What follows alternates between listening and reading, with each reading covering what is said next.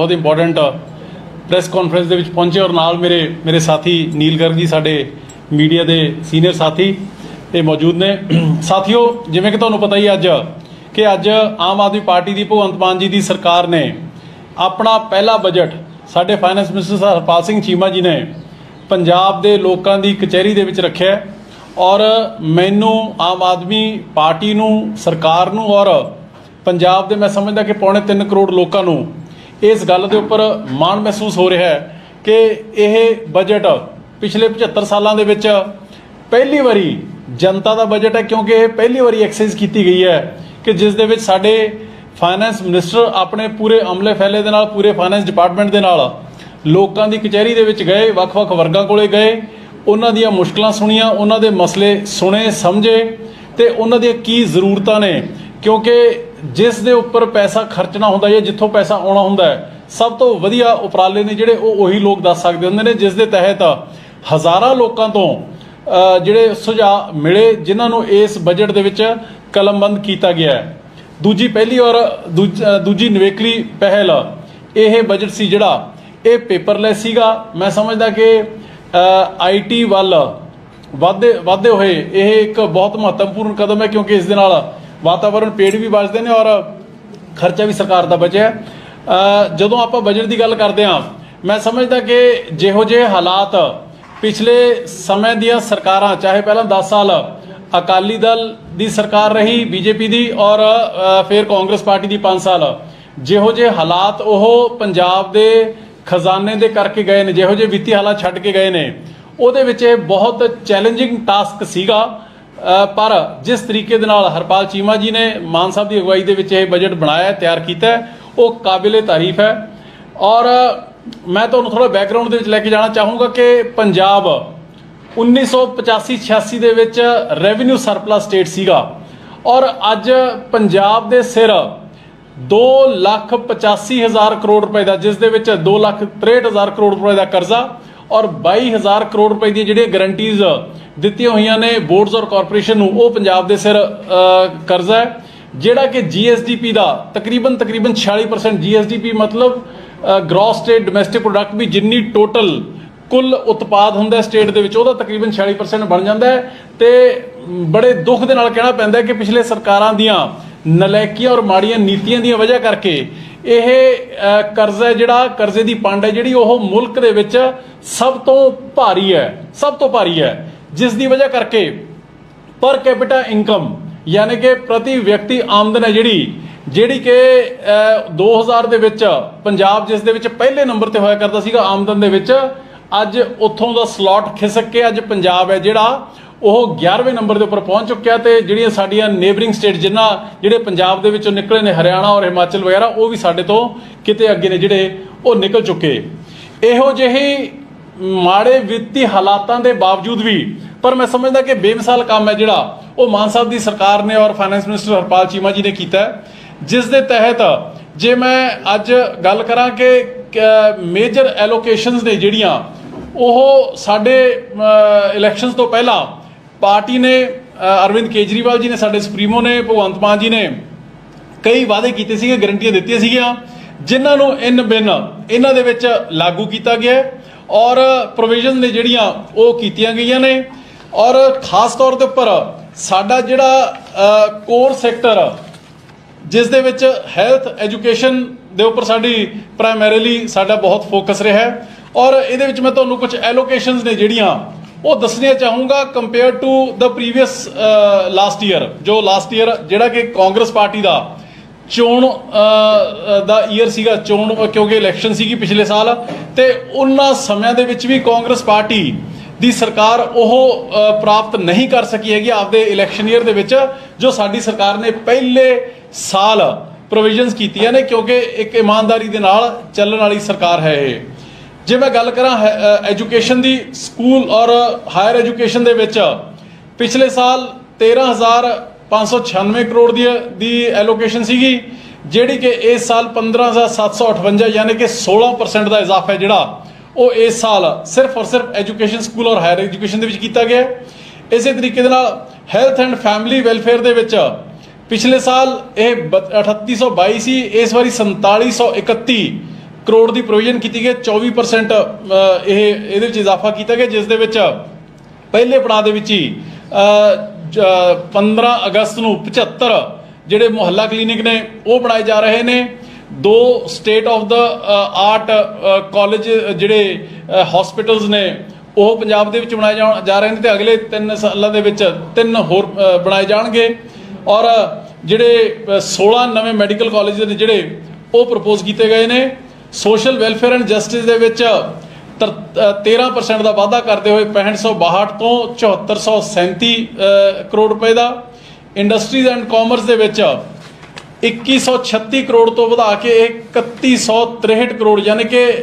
ਵਾਪਿੰਗ 48% ਦਾ ਵਾਧਾ ਜਿਹੜਾ ਉਹ ਕੀਤਾ ਗਿਆ। ਔਰ ਇਹਦੇ ਨਾਲ ਹੀ ਇੱਕ ਕਮਿਸ਼ਨ ਐਸਟੈਬਲਿਸ਼ ਕੀਤਾ ਜਾਏਗਾ, ਜਿਹੜਾ ਕਮਿਸ਼ਨ ਦੇ ਵਿੱਚ ਮੈਂਬਰਸ ਇੰਡਸਟਰੀਲਿਸਟ ਔਰ ਵਪਾਰੀ ਹੋਣਗੇ ਤੇ ਉਹ ਆਪਣੇ ਫੈਸਲੇ ਔਰ ਮਸਲੇ ਖੁਦ ਹੱਲ ਕਰਨਗੇ। Food and supplies and consumer affairs ਦੇ ਵਿੱਚ 941 ਕਰੋੜ ਰੁਪਏ ਪਿਛਲੇ ਸਾਲ ਤੋਂ ਵਧਾ ਕੇ 1423 ਕਰੋੜ, ਯਾਨੀ ਕਿ 51% ਦਾ ਵਾਧਾ, ਜਿਹੜਾ ਕਿ ਇੱਕ ਸਾਡੀ ਕਮਿਟਮੈਂਟ ਸੀ ਕਿ ਘਰ ਘਰ ਅਸੀਂ ਆਟਾ ਜਿਹੜਾ ਉਹ ਪਹੁੰਚਾਵਾਂਗੇ। ਇਹਦੇ ਵਿੱਚ ਪ੍ਰੋਵੀਜ਼ਨ ਹੋਏਗੀ ਲੋਕਾਂ ਨੂੰ ਕਿ ਲੋਕਾਂ ਨੇ ਆਟਾ ਚੂਜ਼ ਕਰਨਾ ਜਾਂ ਕਣਕ ਚੂਜ਼ ਕਰਨੀ ਹੈ, ਉਹਨਾਂ ਦੀ ਮਰਜ਼ੀ ਹੋਏਗੀ। ਐਮਪਲੋਇਮੈਂਟ ਜਨਰੇਸ਼ਨ ਦੇ ਵਿੱਚ ਇਸੇ ਤਰੀਕੇ ਨਾਲ 129 ਕਰੋੜ ਤੋਂ ਵਧਾ ਕੇ 170 ਕਰੋੜ 32% ਦਾ ਇਜ਼ਾਫਾ। ਸਪੋਰਟਸ ਐਂਡ ਯੂਥ ਸਰਵਿਸਿਜ਼ ਦੇ ਵਿੱਚ 52% ਦਾ ਇਜ਼ਾਫਾ ਕੀਤਾ ਗਿਆ, 147 ਕਰੋੜ ਤੋਂ ਵਧਾ ਕੇ 223 ਕਰੋੜ ਦੇ ਨਾਲ। ਮੈਡੀਕਲ ਐਜੂਕੇਸ਼ਨ ਐਂਡ ਰਿਸਰਚ ਦੇ ਵਿੱਚ 660 ਕਰੋੜ ਤੋਂ ਵਧਾ ਕੇ 1033, ਯਾਨੀ ਕਿ 57% ਦਾ, ਕਿਉਂਕਿ ਹੈਲਥ ਔਰ ਐਜੂਕੇਸ਼ਨ ਜੋ ਹੈ ਇਹ ਸਾਡੇ ਪਾਰਟੀ ਦਾ ਮੁੱਖ ਏਜੰਡਾ ਹੈ, ਕਿਉਂਕਿ ਐਜੂਕੇਸ਼ਨ ਦੇ ਨਾਲ ਹੀ ਦੇਸ਼ ਨੂੰ ਔਰ ਸਮਾਜ ਨੂੰ ਬਿਹਤਰ ਬਣਾਇਆ ਜਾ ਸਕਦਾ ਹੈ। ਇਸੇ ਤਰੀਕੇ ਦੇ ਨਾਲ ਟੈਕਨੀਕਲ ਐਜੂਕੇਸ਼ਨ ਦੇ ਵਿੱਚ 434 ਕਰੋੜ ਤੋਂ ਵਧਾ ਕੇ 641 ਕਰੋੜ, ਯਾਨੀ ਕਿ 48% ਦਾ ਇਜ਼ਾਫਾ ਜਿਹੜਾ ਉਹ ਇਸ ਸਾਲ ਦੇ ਵਿੱਚ ਕੀਤਾ ਗਿਆ ਹੈ। ਲਾਅ ਐਂਡ ਆਰਡਰ ਦੇ ਉੱਪਰ 8728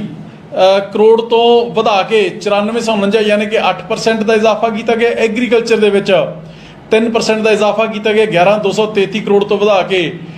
11559 ਕਰੋੜ। ਔਰ ਇਸ ਤੋਂ ਇਲਾਵਾ ਜਿਹੜੇ DSR ਔਰ ਯਾਨੀ ਕਿ ਡਾਇਰੈਕਟ ਸੀਡਿੰਗ ਆਫ ਰਾਈਸ, ਸਿੱਧੀ ਬਿਜਾਈ ਔਰ ਮੂੰਗ ਦੀ ਪ੍ਰੋਕਿਉਰਮੈਂਟ ਵਾਸਤੇ 516 ਕਰੋੜ ਰੁਪਏ ਦੀ ਐਡੀਸ਼ਨਲ ਪ੍ਰੋਵੀਜ਼ਨਿੰਗ ਕੀਤੀ ਗਈ ਹੈ। ਇਸੇ ਤਰੀਕੇ ਨਾਲ ਇਨਫਰਾਸਟ੍ਰਕਚਰ ਕੈਪੀਟਲ ਐਕਸਪੈਂਡੀਚਰ ਦੇ ਉੱਪਰ ਤਕਰੀਬਨ 10,600 ਕਰੋੜ ਰੁਪਏ ਜਿਹੜਾ ਉਹ ਖਰਚ ਕੀਤਾ ਜਾਏਗਾ। ਔਰ ਲੋਕਲ ਗਵਰਨਮੈਂਟ ਦੇ ਉੱਪਰ 5237 ਕਰੋੜ ਤੋਂ ਵਧਾ ਕੇ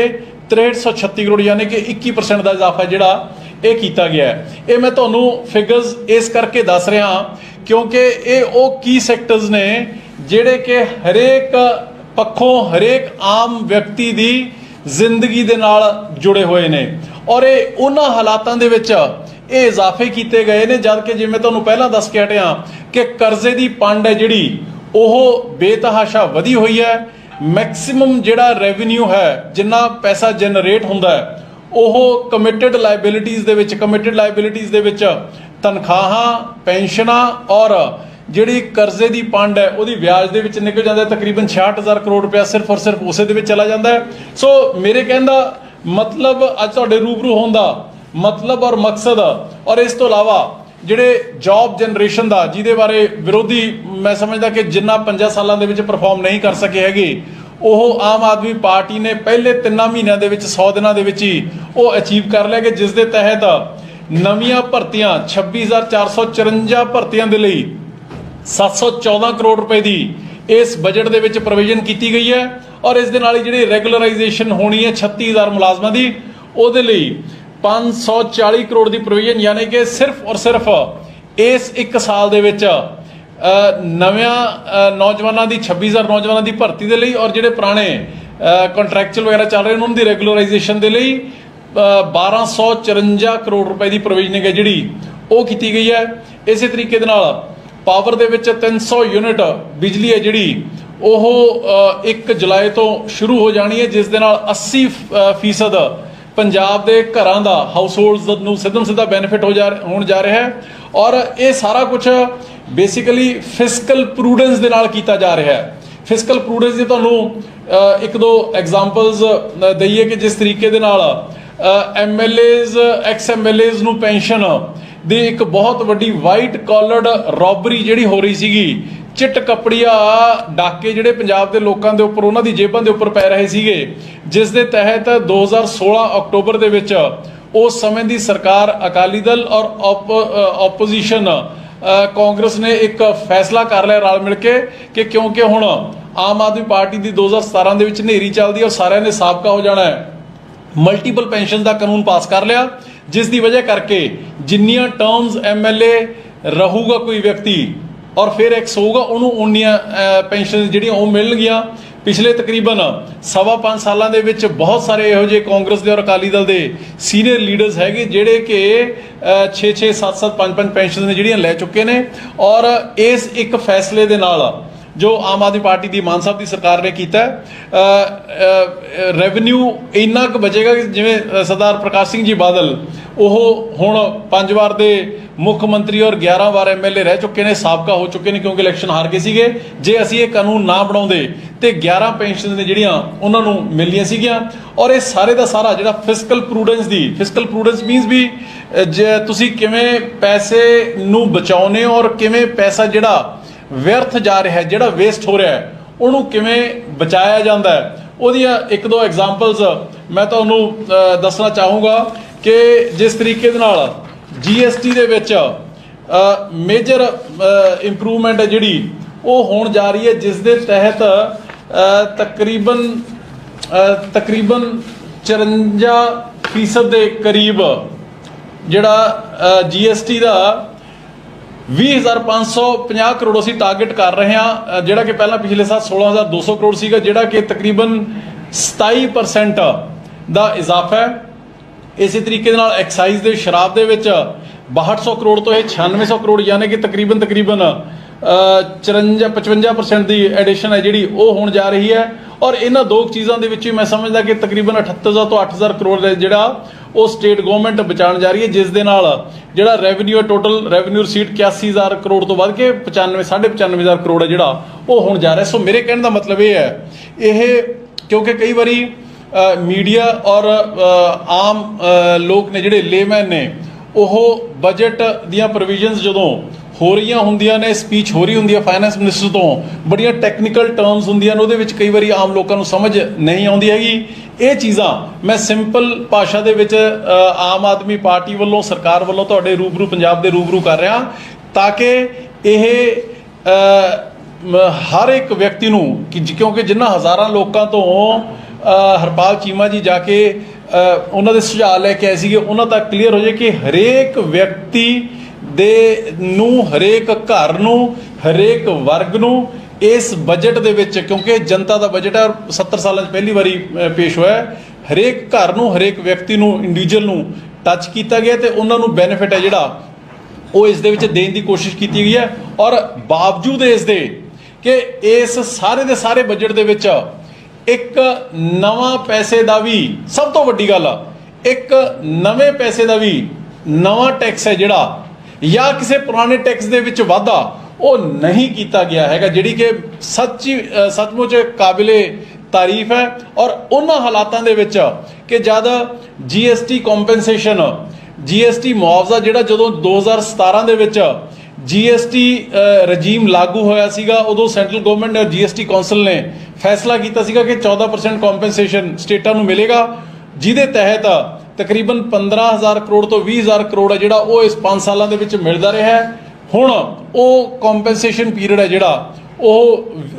30 जून नूं खत्म होण जा रहा है जिस दे तहत इस साल 14-15,000 करोड़ रुपया सरकार के खजाने दे विचों वो माइनस हो जाना और आने वाले सालों के विच ये 20 तो 21,000 करोड़ रुपया जिहड़ा ये माइनस हो जाया करेगा घट जाया करेगा पर क्योंकि ये गुड गवर्नेंस वाली ईमानदारी दे सिद्धांतां दे प्रिंसीपल्स दे नाल चलण वाली अरविंद केजरीवाल जी दे दिल्ली दे मॉडल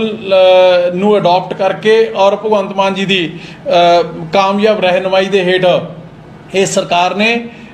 पैसा जिहड़ा अजाई जा रहा सीगा वो बचाउणा भी है ते जिथों एडिशनल रेवन्यूज़ जनरेट हो सकते हैं जिवें एक्साइज दे विचों माइनिंग दे विचों उन्हां चों रेवन्यू जनरेट करके असीं लोकां दा पैसा लोकां दी कल्ली कल्ली पाई है जिहड़ी वो लोकां दियां जेबां तक पहुंचदे करन दे लई असीं वचनबद्ध हां। सो एक बार फिर तो मैं तुहाडे जरिए पंजाब दे 3.25 करोड़ लोकां नूं मुबारकबाद दिंदा कि पहली वारी उन्हां दे नाम उन्हां दे लेखे ਉਹਨਾਂ ਦੇ ਚੁਣੇ ਹੋਏ ਨੁਮਾਇੰਦਿਆਂ ਵੱਲੋਂ ਇਹ ਬਜਟ ਹੈ ਉਹਨਾਂ ਨੂੰ ਸਮਰਪਿਤ ਕੀਤਾ ਗਿਆ।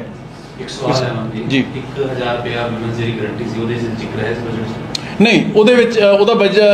ਜਿਹੜਾ ਜ਼ਿਕਰ ਹੈ ਉਹ ਇਸ ਬਜਟ ਦੇ ਵਿੱਚ ਨਹੀਂ ਹੈ ਜੀ। ਜਿਵੇਂ ਮੈਂ ਤੁਹਾਨੂੰ ਪਹਿਲਾਂ ਹੀ ਦੱਸ ਕੇ ਹਟਿਆ ਕਿ ਜਿਸ ਤਰੀਕੇ ਦੀ ਪ੍ਰੀਕੇਰੀਅਸ ਫਾਈਨੈਂਸ਼ੀਅਲ ਕੰਡੀਸ਼ਨ ਪੰਜਾਬ ਦੀ ਅੱਜ ਬਣੀ ਹੋਈ ਹੈ, ਜਿਸ ਦੇ ਤਹਿਤ ਜੇ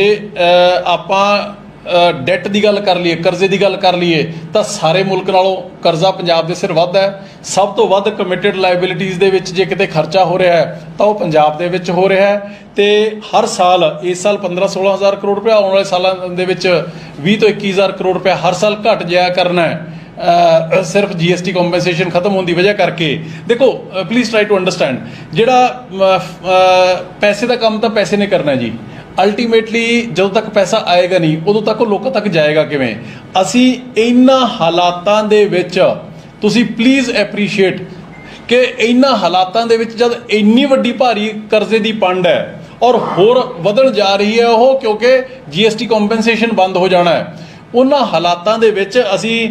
ਸਾਰੀਆਂ ਦੀਆਂ ਸਾਰੀਆਂ ਸਬਸਿਡੀਜ਼ ਪਹਿਲਾਂ ਵਾਲੀਆਂ, ਚਾਹੇ ਉਹ ਐਗਰੀਕਲਚਰ ਸੈਕਟਰ ਨੂੰ ਹੋਵੇ, ਚਾਹੇ ਉਹ SCBC ਸੈਕਟਰ ਨੂੰ ਹੋਵੇ, ਚਾਹੇ ਉਹ ਇੰਡਸਟਰੀਅਲ ਸੈਕਟਰ ਨੂੰ ਹੋਵੇ, ਅਸੀਂ ਉਹ ਕੰਟੀਨਿਊ ਕਰ ਰਹੇ ਹਾਂ। ਨਵਾਂ ਟੈਕਸ ਕੋਈ ਅਸੀਂ ਲਗਾ ਨਹੀਂ ਰਹੇ। 300 ਯੂਨਿਟ ਬਿਜਲੀ ਹੈ ਜਿਹੜੀ, ਉਹ ਅਸੀਂ ਅਗਲੇ ਮਹੀਨੇ ਤੋਂ, ਅੱਜ ਤੋਂ 4 ਦਿਨ ਬਾਅਦ ਉਹ ਅਸੀਂ ਸ਼ੁਰੂ ਕਰਨ ਜਾ ਰਹੇ ਹਾਂ। ਇਹ ਜਿਹੜੀ ਤੁਹਾਡੀ 1000 ਰੁਪਏ ਵਾਲੀ ਗੱਲ ਹੈ, ਇਹ ਅਰਵਿੰਦ ਕੇਜਰੀਵਾਲ ਜੀ ਦੀ ਗਰੰਟੀ ਹੈ, ਭਗਵੰਤ ਮਾਨ ਜੀ ਦੀ ਗਰੰਟੀ ਹੈ। ਤੇ ਆਉਣ ਵਾਲੇ ਸਮੇਂ ਦੇ ਵਿੱਚ ਜਿਵੇਂ ਹੀ ਫਾਈਨੈਂਸ਼ੀਅਲ ਕੰਡੀਸ਼ਨ ਪੰਜਾਬ ਦੀ ਥੋੜੀ ਜਿਹੀ ਵੀ ਸੁਧਰਦੀ ਹੈ, ਇਹ ਵਾਅਦਾ ਅਸੀਂ ਆਪਣੀਆਂ ਮਾਵਾਂ, ਭੈਣਾਂ, ਬੇਟੀਆਂ ਦੇ ਨਾਲ ਨਿਭਾਉਣ ਦੇ ਲਈ 100% ਵਚਨਬੱਧ ਹਾਂ। ਅਮਨ ਜੀ, ਇਹ ਐਲੀਗੇਸ਼ਨ ਆਪੋਜੀਸ਼ਨ ਲਗਾ ਰਿਹਾ ਹੈ ਕਿ ਹੁਣ ਸਟੇਟ ਦੀ ਜਿਹੜੀ ਪ੍ਰੀਕੇਰੀਅਸ ਫਾਈਨੈਂਸ਼ੀਅਲ ਕੰਡੀਸ਼ਨ ਹੈ ਉਸਦਾ ਬਹਾਨਾ ਲਗਾ ਕੇ ਆਮ ਆਦਮੀ ਪਾਰਟੀ, ਖਾਸ ਕਰ ਜਿਹੜਾ 1000 ਰੁਪਏ ਵਾਲਾ ਪ੍ਰੋਮਿਸ ਸੀ ਉਸ ਨੂੰ ਡਿਲੇ ਕਰ ਰਹੀ ਹੈ। ਵਾਈਟ ਪੇਪਰ ਨੂੰ ਕਹਿ ਰਹੇ ਕਿ ਵਾਈਟ ਪੇਪਰ ਨਹੀਂ ਹੈ, ਇਹ ਆਈ ਵਾਸ਼ ਹੈ ਕਿ ਜਿਹੜੀ ਫਾਈਨੈਂਸ਼ੀਅਲ ਕੰਡੀਸ਼ਨ ਦਾ ਹਵਾਲਾ ਦੇ ਕੇ ਅਸੀਂ ਜਿਹੜੇ ਪ੍ਰੋਮਿਸ ਸੀਗੇ ਉਹਨੂੰ ਜਿਹੜਾ ਹੈ ਲਿੰਗਰ ਔਨ ਕਰ ਸਕੀਏ। ਮੈਂ ਅੱਜ ਆਪੋਜੀਸ਼ਨ ਦੇ sir Pratap Singh ji Bajwa, leader of opposition ਨੂੰ ਇੱਕ ਚੈਨਲ ਦੇ ਉੱਪਰ ਦੇਖ ਰਿਹਾ ਸੀਗਾ। ਉਹ ਕਹਿ ਰਹੇ ਸੀਗੇ ਕਿ ਕਿੱਥੋਂ ਕਰ ਦੇਣਗੇ ਇਹ, ਇਹਨਾਂ ਕੋਲ ਤਾਂ ਜ਼ਹਿਰ ਖਾਣ ਦੇ ਪੈਸੇ ਨਹੀਂ। ਮੈਨੂੰ ਹਾਸਾ ਵੀ ਆ ਰਿਹਾ ਸੀਗਾ, ਰੋਣਾ ਵੀ ਆ ਰਿਹਾ ਸੀਗਾ ਕਿ ਬਿਲਕੁਲ ਠੀਕ ਕਹਿ ਰਹੇ ਨੇ ਉਹ। ਇਹ ਹਾਲਾਤ ਪੰਜਾਬ ਦੇ ਕਰਕੇ ਤਾਂ ਉਹ ਲੋਕ ਗਏ ਨੇ, ਤੇ ਹੁਣ ਜਦੋਂ ਪੰਜਾਬ ਦੇ ਵਿੱਚ ਇੱਕ ਇਮਾਨਦਾਰ ਸਰਕਾਰ ਆਈ ਹੈ ਤੇ ਹੁਣ ਉਹਨਾਂ ਨੂੰ ਫਿਕਰ ਪੈ ਰਿਹਾ ਹੈ ਕਿ ਇਹੋ ਜਿਹੇ ਹਾਲਾਤ ਕੀਤੇ ਜਾਣ ਦੇ ਬਾਵਜੂਦ ਵੀ ਪੰਜਾਬ ਨੂੰ ਪ੍ਰਗਤੀ ਦੀਆਂ ਲੀਹਾਂ ਦੇ ਉੱਪਰ ਕਿਵੇਂ ਪੰਜਾਬ ਦੀ ਆਮ ਆਦਮੀ ਪਾਰਟੀ ਦੀ ਸਰਕਾਰ, ਮਾਨ ਸਾਹਿਬ ਦੀ ਸਰਕਾਰ ਲੈ ਕੇ ਜਾ ਰਹੀ ਹੈ, ਇਹ ਉਹਨਾਂ ਤੋਂ ਪਹੁੰਚਾਇਆ ਨਹੀਂ ਜਾ ਰਿਹਾ। ਜੇ ਇਹਦੇ ਬਾਰੇ ਗੱਲ ਕਰਨੀ ਹੈ ਤਾਂ ਮੈਂ ਸਮਝਦਾ ਕਿ ਇੱਕ ਜਿਹੜਾ ਵਾਈਟ ਪੇਪਰ ਪਰਸੋਂ ਪੰਜਾਬ ਦੇ ਫਾਈਨੈਂਸਿਸ ਦੇ ਉੱਪਰ, ਜਿਸ ਦੇ ਵਿੱਚ 1980-81 ਤੋਂ ਖਾਕਾ ਜਿਹੜਾ ਉਹ ਪੇਸ਼ ਪੰਜਾਬ ਸਰਕਾਰ ਨੇ ਕੀਤਾ ਹੈ, ਹਰਪਾਲ ਚੀਮਾ ਜੀ ਨੇ, ਇਹਦੇ ਉੱਪਰ ਬਹਿਸ ਕਰ ਲੈਣ ਤੇ ਪਤਾ ਲੱਗ ਜਾਏਗਾ ਕਿ ਇਹਨਾਂ ਹਾਲਾਤਾਂ ਦੇ ਲਈ ਜ਼ਿੰਮੇਵਾਰ ਕੌਣ ਹੈ। ਮੇਰੇ ਕਹਿਣ ਦਾ ਮਤਲਬ ਹੈ ਕਿ ਅਸੀਂ ਉਹ ਜੋ ਮਰਜ਼ੀ ਕਹੀ ਜਾਣਾ, ਦੈਟ ਡਜ਼ ਨਾਟ ਮੈਟਰ। ਸਵਾਲ ਇਹ ਹੈ ਕਿ ਹਾਲਾਤ ਅੱਜ ਪੰਜਾਬ ਦੇ ਸਭ ਤੋਂ 1900 ਜਦੋਂ ਪੰਜਾਬ ਰੀਆਰਗੇਨਾਈਜ਼ ਹੋਇਆ ਹੈ ਤੇ ਪੰਜਾਬ ਦੇ ਵਿੱਚੋਂ ਹਿਮਾਚਲ ਤੇ ਹਰਿਆਣਾ ਨਿਕਲੇ ਸੀਗੇ, ਅੱਜ ਉਹ ਸਟੇਟਾਂ ਨੇ ਜਿਹੜੀਆਂ ਉਹ ਪੰਜਾਬ ਨੂੰ ਹਰ ਪੈਰਾਮੀਟਰ ਦੇ ਵਿੱਚ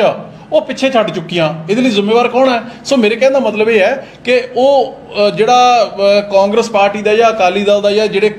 ਸੋ ਕਾਲਡ ਵਿਰੋਧੀ ਤੁਸੀਂ ਗੱਲ ਕਰਦੇ ਹੋ, ਉਹਨਾਂ ਦੇ ਮਾਡਲ ਨੇ, ਉਹਨਾਂ ਦੀਆਂ ਪਾਰਟੀਆਂ ਦੇ ਮਾਡਲ ਨੇ ਪੰਜਾਬ ਨੂੰ ਅੱਜ ਸਭ ਤੋਂ ਨਿਚਲੇ ਪਾਇਦਾਨ ਦੇ ਉੱਪਰ ਪਹੁੰਚਾ ਦਿੱਤਾ। ਮੇਰੀ ਉਹਨਾਂ ਨੂੰ ਹੱਥ ਬੰਨ੍ਹ ਕੇ ਬੇਨਤੀ ਹੈ ਕਿ ਕਿਰਪਾ ਕਰਕੇ, ਸਾਨੂੰ ਸਿਰਫ 100 ਦਿਨ ਹੋਏ ਨੇ, ਅਸੀਂ ਤੁਹਾਡੇ ਵਾਂਗੂ ਨਹੀਂ ਹੈਗੇ ਕਿ ਅਖੀਰਲੇ 100 ਦਿਨਾਂ 'ਚ ਕੰਮ ਕਰਦੇ ਹਾਂ। ਸਾਡੀ ਸਰਕਾਰ ਫਰੋਮ ਡੇ 1 ਕੰਮ ਕਰ ਰਹੀ ਹੈ ਤੇ ਜਿਹੜੀਆਂ ਉਹ ਚੀਜ਼ਾਂ ਕਹਿ ਰਹੇ ਨੇ, ਇਹ ਚਾਹੇ 1000 ਰੁਪਏ ਦੀ ਗੱਲ ਹੈ, 1000 ਰੁਪਏ ਤੋਂ ਇਲਾਵਾ ਹੋਰ ਦੱਸੋ ਪੈਂਡਿੰਗ ਕੀ ਰਹਿ ਗਿਆ ਜੀ? ਆਉਣ ਵਾਲੇ ਦਿਨਾਂ ਦੇ ਵਿੱਚ ਇਹ ਵੀ ਇਨ ਬਿਨ ਲਾਗੂ ਕੀਤਾ ਜਾਏਗਾ। ਰੈਵਨਿਊ ਜਨਰੇਸ਼ਨ ਦੀ ਗੱਲ ਕਰਦੇ ਹਾਂ ਜੀ, ਕਹਿ ਰਹੇ ਕਿ ਰੈਵਨਿਊ ਜਨਰੇਟ ਕਰਨ ਨੂੰ ਲੈ ਕੇ ਜਿਸ ਤਰੀਕੇ ਦੇ ਪ੍ਰੋਮਿਸ ਆਮ ਆਦਮੀ ਪਾਰਟੀ ਕਰਦੀ ਸੀ ਪਹਿਲੇ ਕਿ ਅਸੀਂ ਰੈਵਨਿਊ ਜਨਰੇਟ ਕਰਾਂਗੇ ਮਾਈਨਿੰਗ ਤੋਂ, ਲਿੰਕਰ ਤੋਂ, ਹੋਰ ਚੀਜ਼ਾਂ ਨੇ, ਉਸ ਨੂੰ ਲੈ ਕੇ ਜਿਹੜਾ ਹੈ ਕੋਈ ਕਲੀਅਰ ਏਜੰਡਾ ਜਿਹੜਾ ਨਜ਼ਰ ਨਹੀਂ ਆ ਰਿਹਾ ਆਮ ਆਦਮੀ ਪਾਰਟੀ ਸਰਕਾਰ। ਨਹੀਂ, ਮੇਰਾ ਸਵਾਲ ਇਹਨਾਂ ਦੀ ਐਡ ਹੈ ਕਿ ਇਸ ਚੀਜ਼ ਨੂੰ ਕਿਸੇ ਸਟੇਟ ਦੀ ਇੱਕ ਰੈਵਨਿਊ ਜਨਰੇਸ਼ਨ ਦਾ ਇੱਕ ਪਾਰਟ ਹੁੰਦਾ ਕਿ ਚਾਹੇ ਮਾਈਨਿੰਗ ਹੋਏ, ਲਿੰਕਰਸ ਹੋ और GST कलेक्शन की डिपेंड कर, क्या कोई ऐसा हम चलो एक टीम ने सोचा है कि अपन इन 3 चीज़ां खासकर माइनिंग की गल करिए, लिंकर्स की गल करिए, GST कलेक्शन दो चीज़ां दसे भी टारगेट है साडा, कुछ पार्ट हैगा भी स्टेट जनरेट कितों करे? मैं तुहानूं 3 चीज़ां दस दित्तियां जी, मैं दोबारा रिपीट करदा।